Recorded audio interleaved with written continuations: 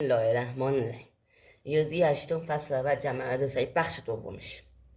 نکته اول میگه جمع هر عدد صحیح با صفر برابر است با خود آن عدد. میگه این جمع منفی 8 به علاوه هم جمع صفر میشه به هم منفی 8. می‌نویسیمش منفی 8.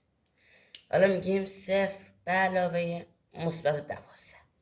میگیم توضیح که دادم جمع عدد صحیح با صفر برابر است به خود آن عدد و می‌نویسیم مثبت 12.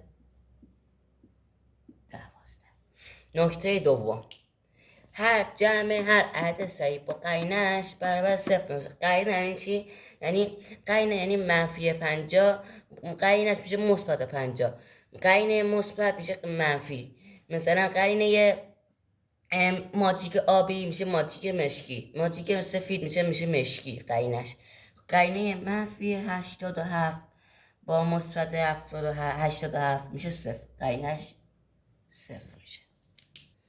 خب میخوایم حالا براتون یه سوال جمع واسهتون حل کنیم. حاصل عبارت زیر رو به دست آورید. ما اول میگیم باید چیکار کنیم؟ اینا رو جمع کنیم. اول محدوده بندی میکنیم. از این علامت تا علامت این محدوده اول، از این علامت تا این علامت محدوده دوم، این محدوده سوم، محدوده چهارم، محدوده پنجم، این محدوده ششم، اینم محدوده هفتم.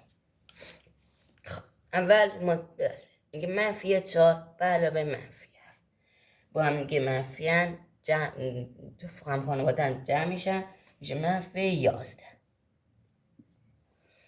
میگیم حالا منفی 11 به علاوه مثبت 8. میگیم منفی 11 مثبت 8 هم خانواده نیستن، از هم کم میشن، میشه منفی 3.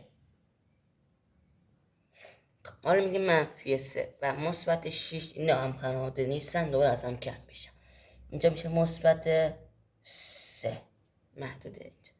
حالا میگیم مثبت 3 و منفی 9 بازم میگه هم خانواده نیستن، از هم کم میشن، میشه منفی 6. حالا میگه منفی 6 علاوه مثبت 3 همخوانان نیستن، دوباره از هم کم میشن، میشه منفی 3. حالا میگه منفی 3 و مثبت 4 همخوانان نیستن، دوباره از هم کم میشن، میشه مثبت 1.